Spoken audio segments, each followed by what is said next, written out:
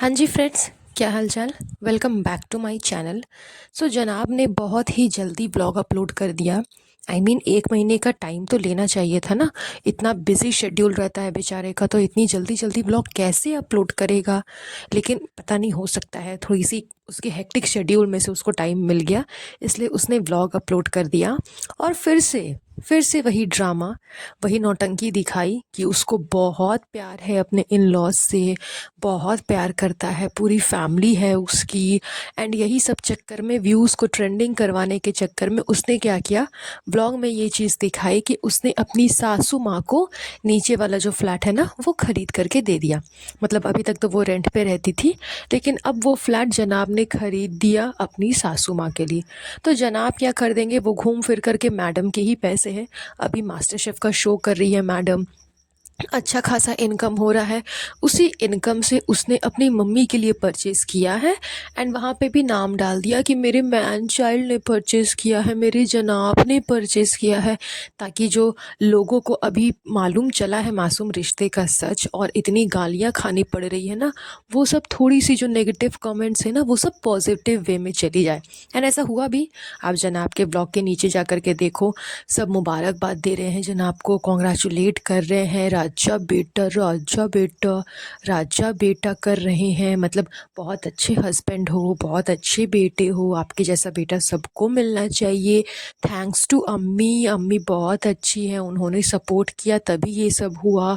अम्मी ने ऐसे बच्चे को जन्म दिया तभी ऐसा हुआ। मतलब एकदम फुल ऑन पॉजिटिव कमेंट से भरे हुए हैं इनके ब्लॉग, जो कि इनको चाहिए था। तो जो ट्रिक आजमाया जनाब ने वो अच्छी खासी वर्क कर गई। व्यूज़ भी ट्रेंडिंग में चले गए, अच्छे खासे कमेंट्स भी मिल गए। जितनी ट्रोलिंग हो रही थी वो सब कुछ ख़त्म हो गई, ख़त्म तो नहीं हुई, मतलब वो सब थोड़ी सी कम हो गई। एंड पॉजिटिव वे में जनाब के व्लॉग्स जाने लगे।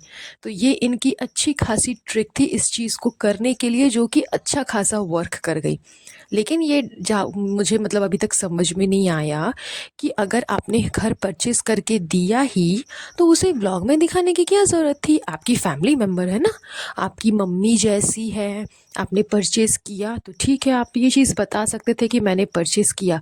लेकिन जब आप साइन कर रहे हो पेपर में, उस चीज़ को पर्सनली शूट करके वीडियो के बिल्कुल स्टार्टिंग में दिखा दिया। और वैसे तो खैर ये लोग सस्पेंस रखते हैं हर चीज़ का, लेकिन यहाँ तो थंबनेल पे ही साफ साफ समझ में आ गया कि अंदर का व्लॉग किस चीज़ के ऊपर है।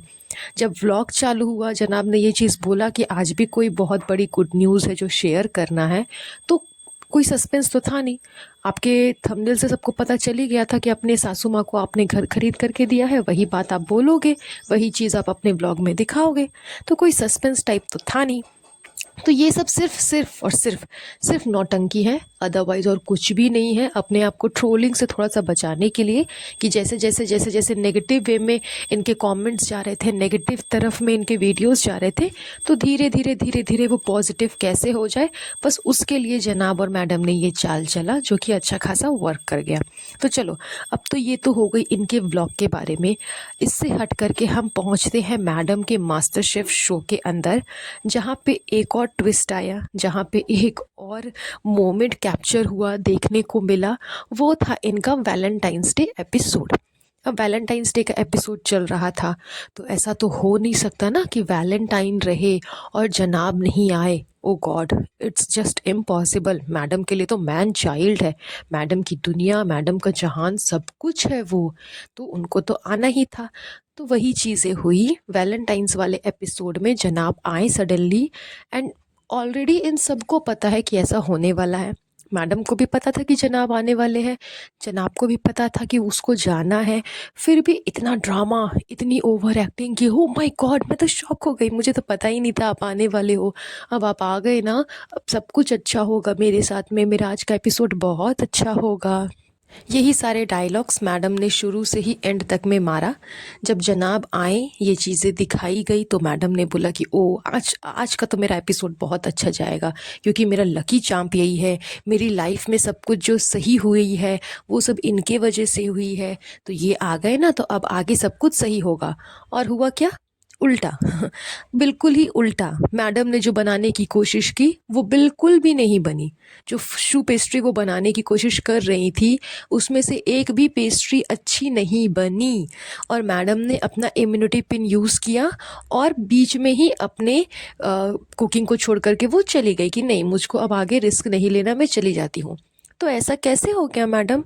आपका लकी चार्म जनाब आपके पास आए, आपको कॉन्ग्रेचुलेट किया, आपको ठंडाई भी दी पीने के लिए।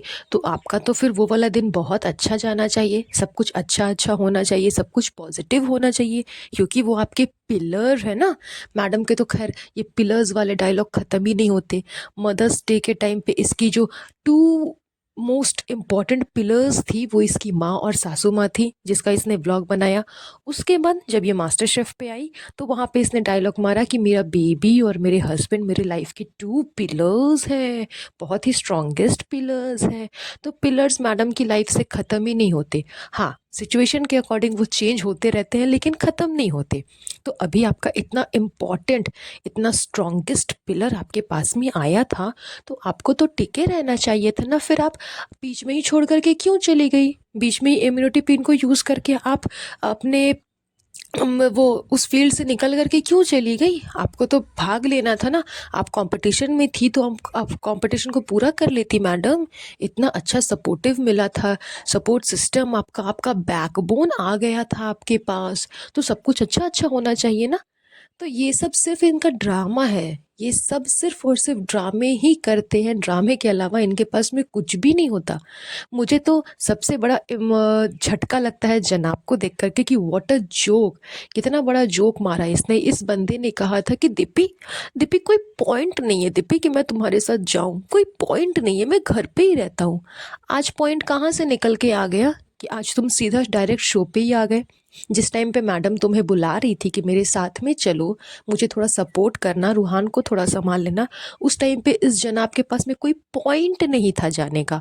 और आज जब शो के अंदर जाना था, टीआरपी कमानी थी, लोगों को दिखाना था कि ओ माय गॉड, जनाब दी हैंडसम हस्बैंड, सपोर्टिव हस्बैंड आया है वाइफ को सपोर्ट करने के लिए, तो आज पॉइंट निकल गया। आज जनाब को आने का मन कर गया, आज उसके पास में टाइम भी था, आज सब कुछ था, सब कुछ हो गया, उसके बाद वो शो पे आ भी गया। तो ये सब सिर्फ इनके दोगलेपन है, सिर्फ नौटंकी है, सिर्फ ड्रामा है।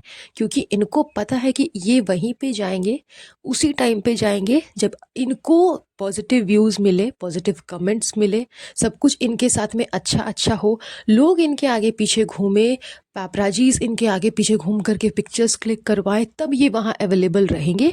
अदरवाइज़ जब जहाँ पे पैप्स अवेलेबल नहीं है, जहाँ पे इनको कोई टीआरपी नहीं मिलेगी, कोई शो ऑफ करने को नहीं मिलेगा, वहाँ जा कर के क्या ही करेंगे?